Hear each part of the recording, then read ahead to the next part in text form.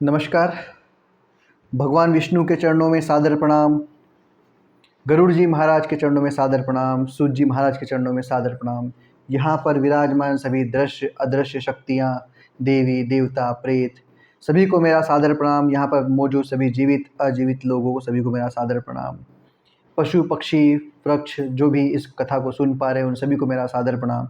और भगवान विष्णु से ऐसी प्रार्थना कि यहाँ पर सुनने वाले श्रवण करने वाले सभी को मुक्ति मार्ग मिले, अच्छा जन्म मिले, अच्छे जन्म में अच्छे कर्म करने की बुद्धि मिले, विवेक मिले, भगवत मार्ग प्रशस्त हो और आज की कथा का संपूर्ण फल उन्हें प्राप्त हो, ऐसी प्रार्थना है। आज हम 15वां अध्याय प्रारंभ करने जा रहे हैं, जिसके अंदर है धर्मात्मा जन का दिव्य लोकों का सुख भोग कर उत्तम कुल में जन्म लेना। मतलब जो व्यक्ति पूरे स्वर्ग लोक का भोग लेगा, उसके बाद अच्छे उत्तम कुल में जन्म लेगा। शरीर के व्यवहारिक तथा पारमार्थिक दो रूपों का वर्णन, अजाप की विधि और भगवत प्राप्ति के साधनों में भक्ति योग की प्रधानता। आप सभी से निवेदन है कि यह सबसे महत्वपूर्ण अध्याय है, इसको बड़ा विशेष रूप से ध्यान से सुनिए। क्यों? क्योंकि इसी के अंदर क्या बताया गया है कि जब हम सब भोगों को भोग कर, चाहे पृथ्वी से भोग कर वापस पुनः जन्म लें या फिर देवलोकों से नरकों से भोग कर हम जब जन्म लेंगे, तो क्या होगा? भगवत प्राप्ति के साधनों में भक्ति योग की प्रधानता, मतलब भक्ति का क्या महत्व है। चलिए शुरू करते हैं। गरुड़ जी ने कहा, धर्मात्मा व्यक्ति स्वर्ग के भोगों को भोग कर पुनः निर्मल कुल में उत्पन्न होता है। इसलिए माता के गर्भ में उसकी उत्पत्ति कैसे होती है, इस विषय में बताइए। हे करुणानिधे, पुण्यात्मा पुरुष इस देह के विषय में जिस प्रकार विचार करता है वह मैं सुनना चाहता हूँ, मुझे बताइए। श्री भगवान ने कहा, हे ताक्ष, तुमने ठीक पूछा है। मैं तुम्हें परम गोपनीय बात बताता हूँ, जिसे जान लेने मात्र से मनुष्य सर्वज्ञ हो जाता है। पहले मैं तुम्हें शरीर के पारमार्थिक स्वरूप के विषय में बतलाता हूँ, जो ब्राह्मण के गुणों से संपन्न है और योगियों के द्वारा धारण करने योग्य है। इस पारमार्थिक शरीर में जिस प्रकार योगी लोग षठ चक्र का चिंतन करते हैं और ब्रह्मरंध्र में सचितानंद स्वरूप ब्रह्म का जिस प्रकार ध्यान करते हैं, वह सब मुझसे सुनो। पुण्यात्मा जीव पवित्र आचरण करने वाले लक्ष्मी संपन्न गृहस्थों के घर में जैसे उत्पन्न होता है और उसके पिता एवं माता के विधान तथा नियम जिस प्रकार के होते हैं, उनके विषय में तुमसे कहता हूँ। स्त्रियों के ऋतुकाल में 4 दिन तक उनका त्याग कर देना चाहिए, उनसे दूर रहना चाहिए। उतने समय तक उनका मुख भी नहीं देखना चाहिए, क्योंकि उस समय उनके शरीर में पाप का निवास रहता है। इसका मतलब है विश्वरूप के वध से इंद्र को लगी हुई ब्रह्म हत्या एक अंश स्त्रियों को दिए जाने की कथा तैत्तिरीय संहिता, रामायण, शांति पर्व, बृहस्पराशरमति तथा अनेक पुराणों में है। तैत्तिरीय संहिता में रजस्वला के साथ वार्तालाप, शयन तथा उसके हाथ का अन्न भक्षण वर्जित किया गया है। चौथे दिन वस्त्रों से सहित स्नान करने के अनंतर वह नारी शुद्ध होती है तथा 1 सप्ताह के बाद पितरों एवं देवताओं के पूजन अर्चन तथा व्रत करने योग्य होती है। मतलब 7 दिन बाद। 1 सप्ताह के मध्य में जो गर्भाधारण होता है, उससे मलिन मनोवृत्ति वाला संतान का जन्म होता है। प्रायः ऋतुकाल के 8वें दिन गर्भाधान से पुत्र की उत्पत्ति होती है। ऋतुकाल के अनंतर युग्म राशियों में गर्भाधान होने से पुत्र और अयुग्म विषम राशियों में गर्भाधान से कन्या की उत्पत्ति होती है। इसलिए पूर्व की 7 रात्रियों को छोड़कर युग्म रात्रियों में ही समागम करना चाहिए। स्त्रियों के रजो दर्शन से सामान्यतः 16 रात्रियों तक ऋतु का काल बताया गया है। 14वीं रात्रि को गर्भाधान होने पर गुणवान, भाग्यवान और धार्मिक पुत्र की उत्पत्ति होती है। प्राकृत जीवों, सामान्य मनुष्यों को गर्भाधान के निमित्त उस रात्रि में गर्भाधान का अवसर प्राप्त नहीं होता। 5वें दिन स्त्री को मधुर भोजन करना चाहिए। कड़वा, खारा, तीखा तथा उष्ण भोजन से दूर रहना चाहिए। तब स्त्री का वह क्षेत्र गर्भाशय औषधि का पात्र हो जाता है और उसमें संस्थापित बीज अमृत की तरह सुरक्षित रहता है। उस औषधि क्षेत्र में बीज वपन गर्भाधान करने वाला स्वामी अच्छे फल स्वस्थ संतान को प्राप्त करता है। तांबूल खाकर, पुष्प और श्रीखंड चंदन से युक्त होकर तथा पवित्र वस्त्र धारण करके मन में धार्मिक भावों को रखकर पुरुष को सुंदर शैया पर सहवास करना चाहिए। गर्भाधान के समय पुरुष की मनोवृत्ति जिस प्रकार की होती है उसी प्रकार के स्वभाव वाला जीव गर्भ में प्रविष्ट होता है। बीज का स्वरूप धारण करके चैतन्यांश पुरुष के शुक्र में स्थित रहता है। पुरुष की काम वासना, चित्तवृत्ति तथा शुक्र जब एकत्व को प्राप्त होते हैं तब स्त्री के गर्भाशय में पुरुष द्रवित स्खलित होता है। स्त्री के गर्भाशय में शुक्र और शोणित के संयोग से पिंड की उत्पत्ति होती है। गर्भ में आने वाला सुकृति पुत्र पिता माता को परम आनंद देने वाला होता है और उसके पुंसवन आदि समस्त संस्कार किए जाते हैं।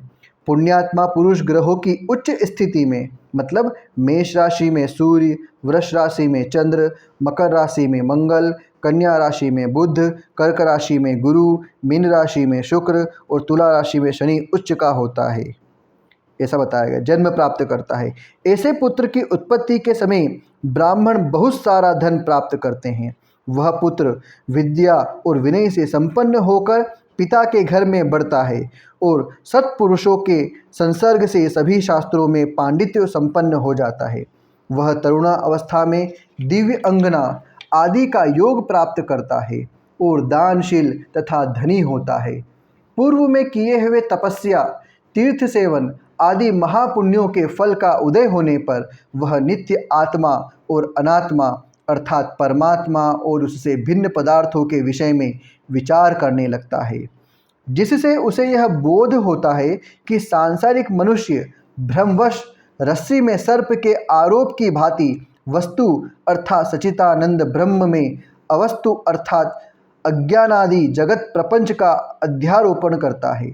तब अपवाद अर्थात मिथ्या ज्ञान या भ्रम ज्ञान के निराकरण से रस्सी में सर्प की भ्रांति के निराकरण पूर्वक रस्सी की वास्तविकता के ज्ञान के समान ब्रह्मरूपी सत्य वस्तु में अज्ञानादि जगत प्रपंच की मिथ्या प्रतीति के दूर हो जाने पर और ब्रह्म स्वरूप सत्य वस्तु का सम्यक ज्ञान हो जाने पर वह उसी सच्चिदानंद ब्रह्म का चिंतन करने लगता है। मतलब वो पुरुष क्या होता है, जैसे ही युवावस्था में आता है, सब कुछ करने के बाद उसको समझ में आता है कि जीवन क्या है, ब्रह्म है। मतलब भ्रम मतलब सब मिथ्या है, झूठ है, इस जीवन में कुछ भी नहीं धरा है। उसको बोध होने लगता है और क्या होता है, सत्य की खोज में बढ़ने लगता है और फाइनली आखिरी में क्या होता है, उसको सच्चिदानंद ब्रह्म का चिंतन करने लगता है।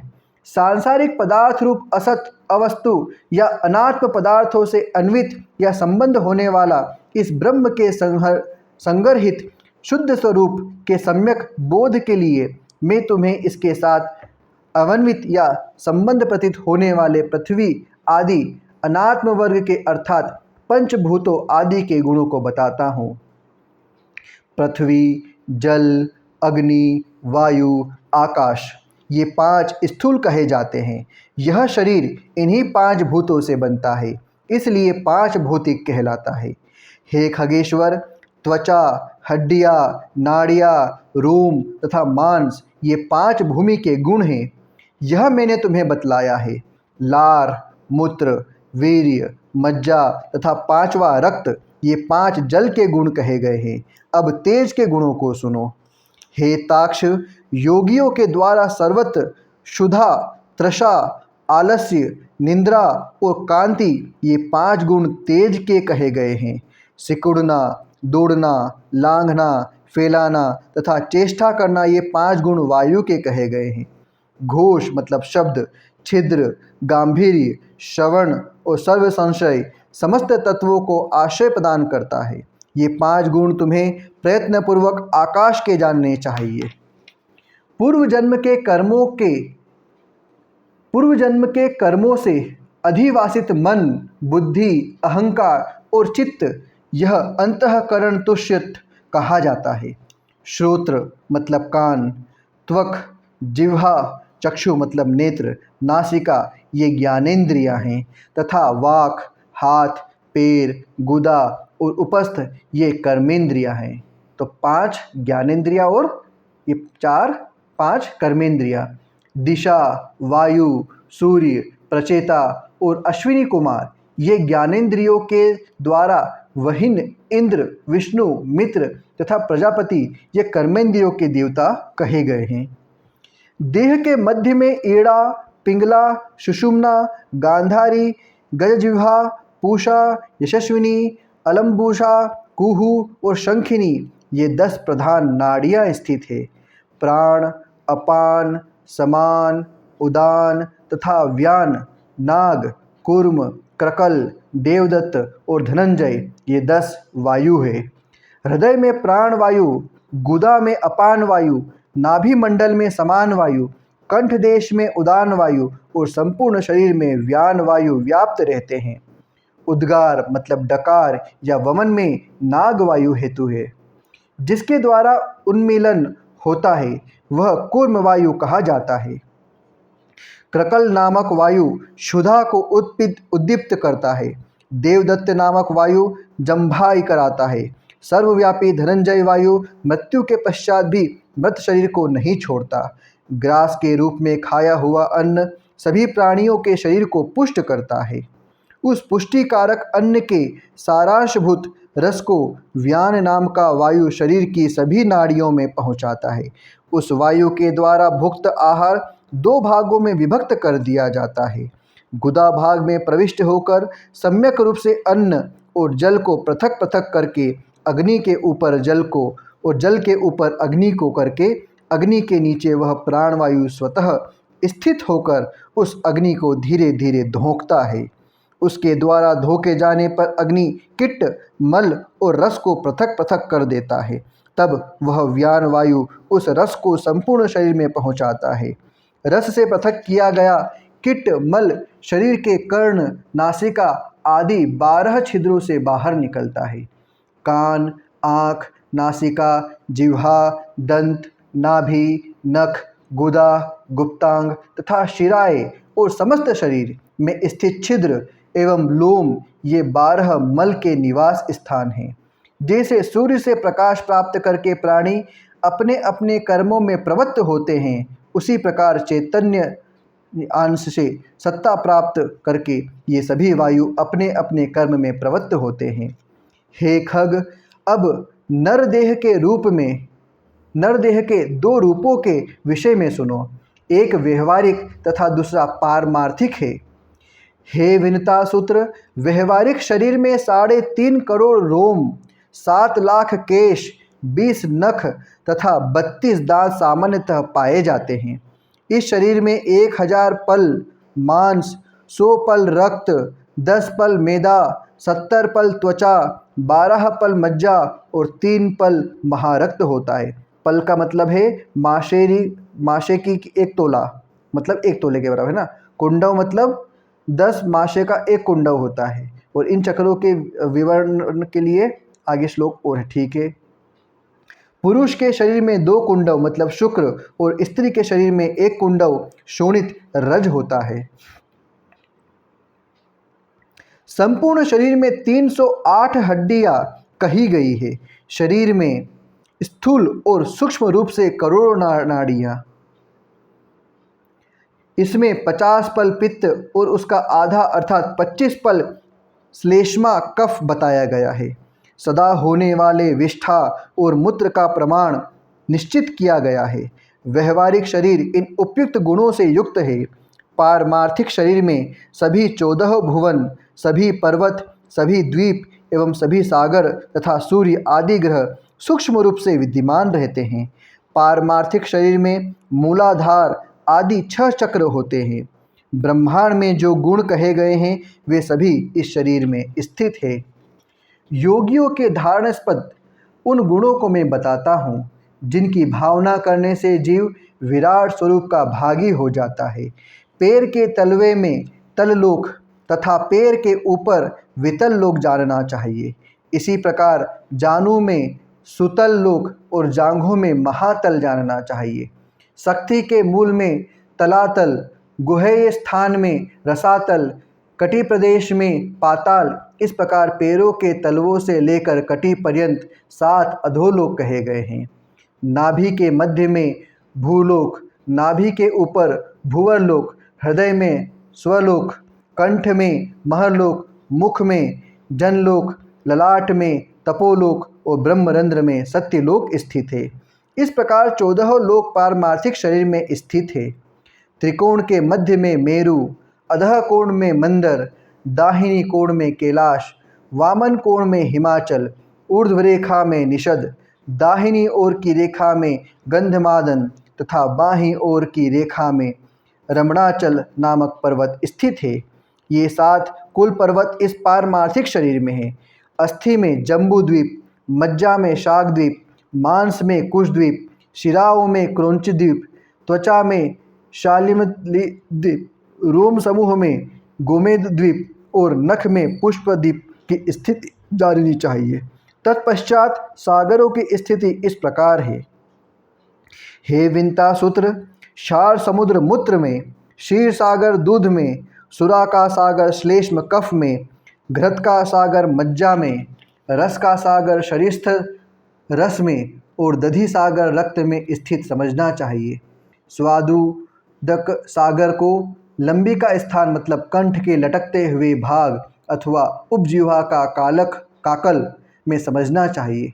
नाद चक्र में सूर्य, बिंदु चक्र में चंद्रमा, नेत्रों में मंगल और हृदय में बुध को स्थित समझना चाहिए।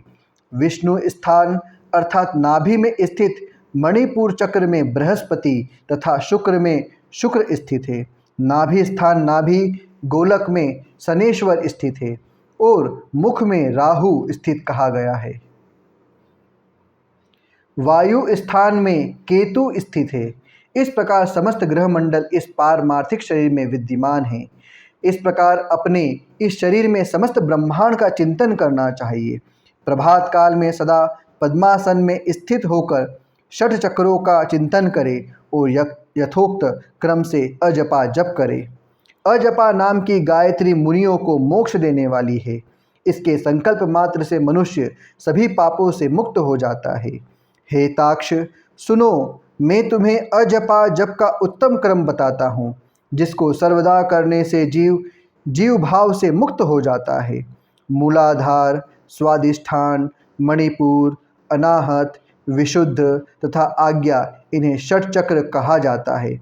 इन चक्रों का क्रमशः मूलाधार गुदा प्रदेश में, मतलब ये आपके अंदर के चक्र है। सबसे पहले कहाँ पर, जहाँ आपकी ज्ञानेंद्रियाँ, वहाँ पर क्या है, मूलाधार गुदा प्रदेश के ऊपर में, लिंग देश में, नाभि में, हृदय में, कंठ में, बोहों के मध्य में तथा ब्रह्मरंध्र सहस्त्रधार में चिंतन करना चाहिए। मूलाधार कहाँ पर है, आपका बिल्कुल नीचे। फिर स्वादिष्ठान कहाँ पर है आपका, नाभि के यहाँ पर। फिर मणिपुर चक्र कहाँ है आपका, हृदय में। अनाहत चक्र कंठ में और विशुद्ध चक्र बोहों के बीच में, सॉरी आज्ञा चक्र बोहों के बीच में। इस प्रकार से अलग अलग चक्र आपके मौजूद है। मूलाधार चक्र चतुर्लाकर अग्नि के समान और व से स पर्यंत वर्णों, मतलब अर्थात व श स और स का आश्रय है। स्वाधिष्ठान चक्र सूर्य के समान। देखिए हर चक्र का क्या है, अलग अलग ग्रह भी बताया। मूलाधार चक्र चतुर्दल लाकर अग्नि के समान, किसके समान है, मूलाधार अग्नि। स्वाधिष्ठान चक्र सूर्य के समान दीप्तमान। ब से लेकर ल पर्यंत वर्णों अर्थात ब भ म य र ल का आश्रय स्थान और षडदलकार है। मणिपुर चक्र रक्तिम आभा वाला 10 दलाकार और ड से लेकर फ पर्यंत वर्णों अर्थात ड ढ ढ त थ द ध न फ का आधार है। अनाहत चक्र 12 लाकार स्वर्णिम स्वभाव वाला तथा क से ठ पर्यंत वर्णों का अर्थात क ख ग घ ण च ठ झ य न ट ठ से युक्त है। इसके अंदर मतलब उसके उच्चारण के लिए इसके दे रखा उनका मंत्र, ऐसी ध्वनि वहाँ पर होती है। विशुद्ध चक्र 16 दलाकार 16 स्वरों अ आ ई उ री रे रे रे ए ऐ ओ औ अम अह ये युक्त कमल और चंद्रमा के समान कांति वाला होता है। आज्ञा चक्र हम सह इन 2 अक्षरों से युक्त है। द्विदलाकार और रक्तिम वर्ण का वाला है। उसके ऊपर ब्रह्मरंध्र में देदीप्यमान सहस्त्रदल कमलकार चक्र है, जो कि सदा सत्यमय, आनंदमय, शिवमय, ज्योतिर्मय और शाश्वत है। इन चक्रों में क्रमशः गणेश, ब्रह्मा, विष्णु, शिव, जीवात्मा, गुरु तथा व्यापक पर ब्रह्म का चिंतन करना चाहिए।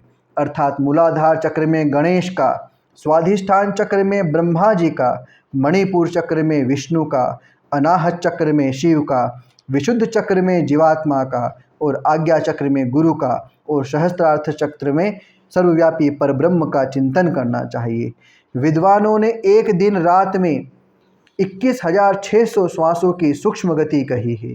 हम का उच्चारण करते हुए श्वास बाहर निकालता है और सह की ध्वनि करते हुए अंदर प्रविष्ट होता है। इस प्रकार तात्विक रूप से जीव हंसः हंसः इस मंत्र से परमात्मा का निरंतर जप करता रहता है। क्या करता है? हंसः हंसः, मतलब आती हुई जाती हुई सांस को इस प्रकार।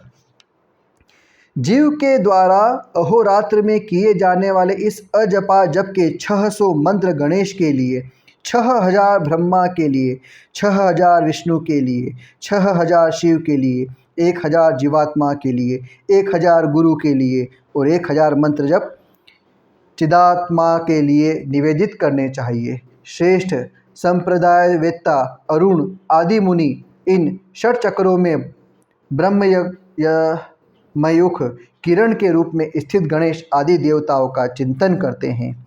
सुक आदि मुनि भी अपने शिष्यों को इनका उपदेश करते हैं। अतः महापुरुषों की प्रवृत्ति को ध्यान में रखकर विद्वानों को सदा इन चक्रों में देवताओं का ध्यान करना चाहिए। सभी चक्रों में अनन्य भाव से उन देवताओं की मानस पूजा करके गुरु के उपदेश के अनुसार अजपा गायत्री का जप करना चाहिए। इसके बाद ब्रह्मरंध्र में अधोमुख रूप से स्थित सहस्त्रदल कमल में हंस पर विराजमान वर तथा अभय मुद्रा युक्त दोनों हस्त कमलों की स्थिति वाले गुरु का ध्यान करना चाहिए। गुरु चरणों में निचली हुई अमृतमयी धारणा से अपने शरीर को प्रक्षालित होता हुआ सा चिंतन करे। फिर पंचोपचार से पूजा करके स्तुति पूर्वक प्रणाम करना चाहिए। तदंतर कुंडलिनी का ध्यान करना चाहिए, जो षट चक्रों में 3.5 वलय में स्थित है और आरोह और अवरोह के रूप में षट चक्र में संचरण करती है। तदंतर ब्रह्मरंध्र से बहिर्गत सुषुम्ना नामक धाम प्रकाश मार्ग का ध्यान करना चाहिए। उस मार्ग से जानने का पुरुष विष्णु के परम पद को प्राप्त करते हैं। इसके अनंतर ब्रह्मा नाम मुहूर्त में, मतलब सूर्योदय से 4 घड़ी लगभग 1.5 घंटे पूर्व का समय ब्रह्म मुहूर्त कहलाता है। सूर्योदय से 4 घड़ी मतलब लगभग 1.5 घंटा पहले उठना चाहिए। इसकी बात बोली गई है। इसके अनंतर ब्रह्म नामक मुहूर्त में मेरे द्वारा चिंतित आनंद स्वरूप स्वप्रकाश सनातन स्वरूप सदा ध्यान करना चाहिए। इस प्रकार गुरु के उपदेश से मन को निश्चल बनाए, अपने प्रयत्न से ऐसा नहीं करे, क्योंकि गुरु के उपदेश के बिना साधक का पतन हो सकता है। इस प्रकार अंतर्ज्ञान संपन्न करके बहिर्ज्ञान का अनुष्ठान करना चाहिए। स्नान तथा संध्या आदि कर्मों को करके विष्णु और शिव की पूजा करनी चाहिए। देह का अभिमान रखने वाले अर्थात 5 भौतिक शरीर को ही अपना शरीर समझने वाले व्यक्तियों की वृत्ति अंतर्मुखी नहीं हो सकती। इसलिए उनके लिए सफलतापूर्वक की जाने वाली मेरी भक्ति ही मोक्ष साधिका हो सकती है। यद्यपि तपस्या और योग साधना आदि भी मोक्ष के मार्ग हैं, तो भी इस संसार चक्र में फंसे हुए व्यक्तियों के उद्धार के लिए मेरा भक्ति मार्ग ही समीचीन उपाय है। ब्रह्मा आदि देवों ने वेद और शास्त्र का पुनः पुनः विचार करके 3 बार यही सिद्धांत सुनिश्चित किया है। यज्ञादि सद्कर्म भी अंतःकरण की शुद्धि हेतु है और इस शुद्धि के फलस्वरूप मेरी भक्ति प्राप्त होती है, जिसे प्राप्त करके व्यक्ति पुनः जन्म मरणादि दुखों से पीड़ित नहीं होता। हे ताक्ष, जो सुकृति मनुष्य इस प्रकार का आचरण करता है, वह मेरी भक्ति से योग से सनातन मोक्ष पद प्राप्त करता है। इस प्रकार गरुड़ पुराण अंतर्गत सारोद्वार में सुकृति जन्मांत परिनिरूपण नामक 15वां अध्याय समाप्त हुआ। बोले भगवान विष्णु की जय हो, गरुड़ महाराज की जय हो, सूत जी महाराज की जय हो। यहाँ पर विराजमान सभी देवी देवता, पूर्वज, प्रेत, जीवित अजीवित जीव जंतु, पशु पक्षी सभी को मेरा सादर प्रणाम। भगवान इनको मुक्ति मार्ग दे, आज की कथा का पूरा फल इन्हें प्रदान करे, ऐसी मेरी इच्छा। कोई प्रश्न है क्या? आपके कोई प्रश्न हो तो कमेंट करके ज़रूर बताइएगा। जय हो प्रभु, आपका कल्याण हो, आपका मंगल हो।